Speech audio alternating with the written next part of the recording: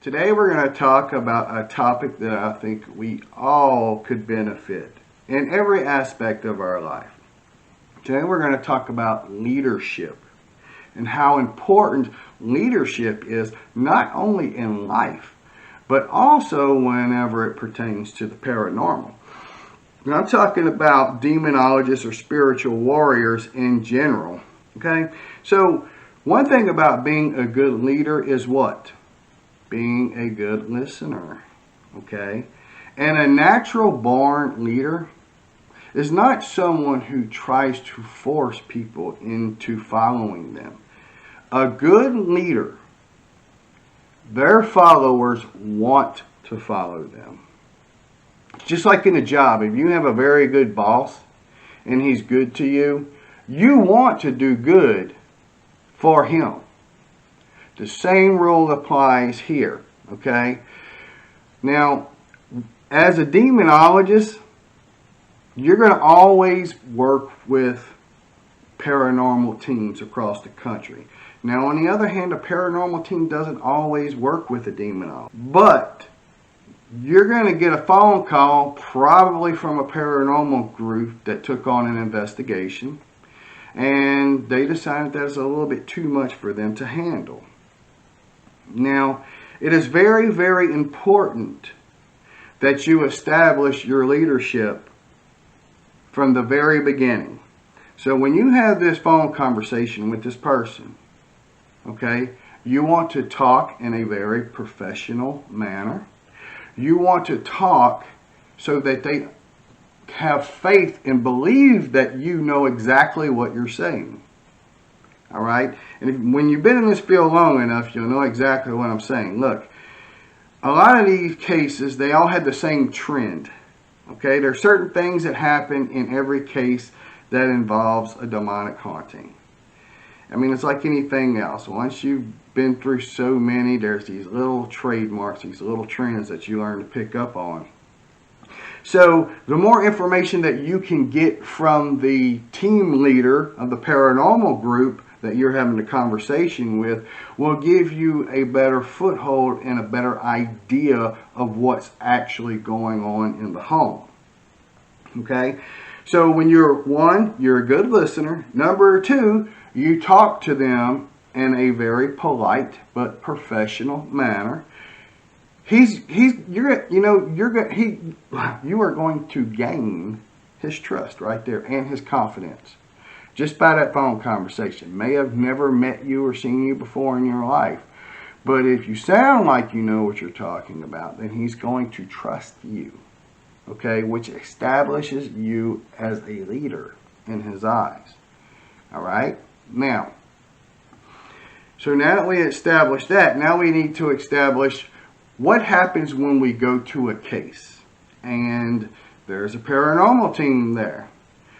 From the get-go, you have to establish that you are a leader with the team. Now, look, you've already talked to the leader. You know, he's got faith in you. He's happy that you're coming. You know, he's feeling good about it. Well, naturally, he's going to tell his members, look, I just talked to this person, and I really think this person knows exactly what they're talking about. All right? So, subconsciously, he's already set the seed for you. All right? But it's up to you to hit the home run, to bring it home. All right? I call this using the flair. I don't know why I call it that. Actually, it's not even a good name. I just thought about that off the top of my head.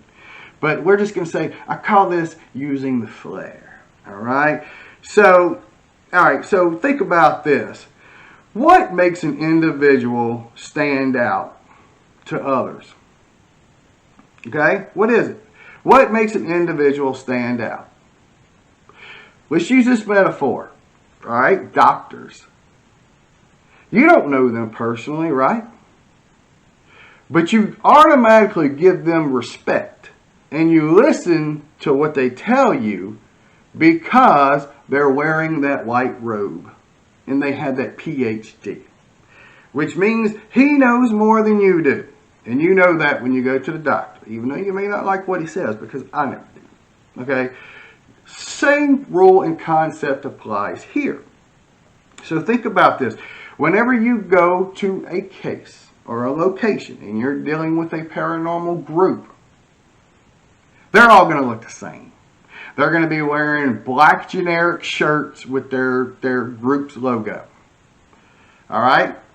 Now, on the other hand, you go in there, wearing your slacks, and I do suggest that you dress very professional whenever you go on cases, okay?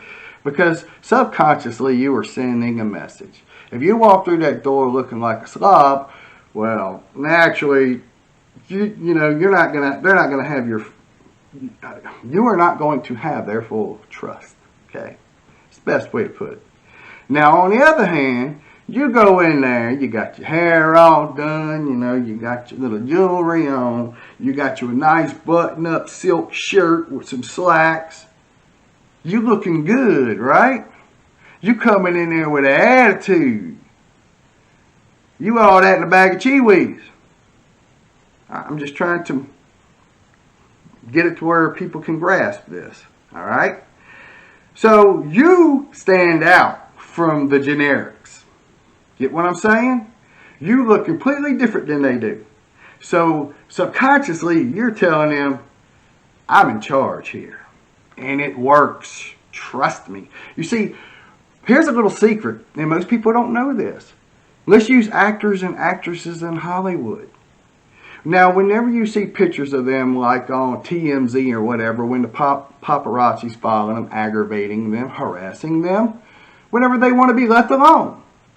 But they all wear, like, especially the men like Brad Pitt, they'll wear them hats like from the 30s, the real nice one with maybe a little feather on the side, things like that.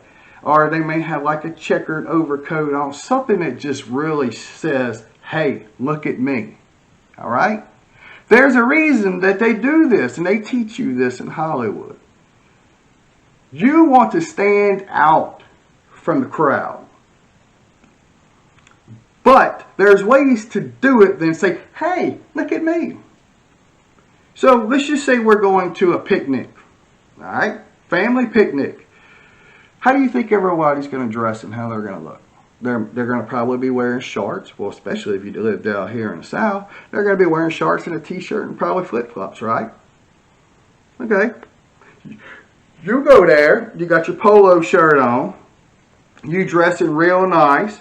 Your hair is all done. You got a good shave. All right. No, I'm not talking about you ladies. You shouldn't have hair on your face. Okay. All right. So, yeah. All right. So, you are all nice. You present it. You look good. So, what is this saying to people? This guy takes care of himself. If he takes that good care of himself just to go to a picnic, I bet you he is the type of person that tries to be a perfectionist in everything he does in life.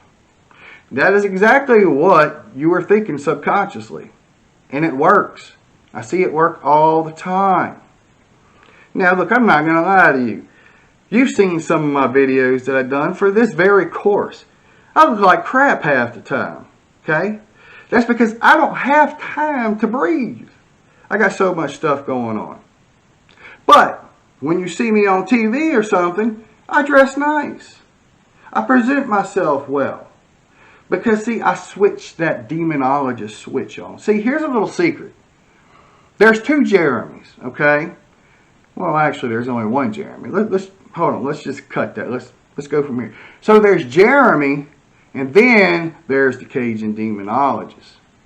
It's a switch that I could turn on and off. All right?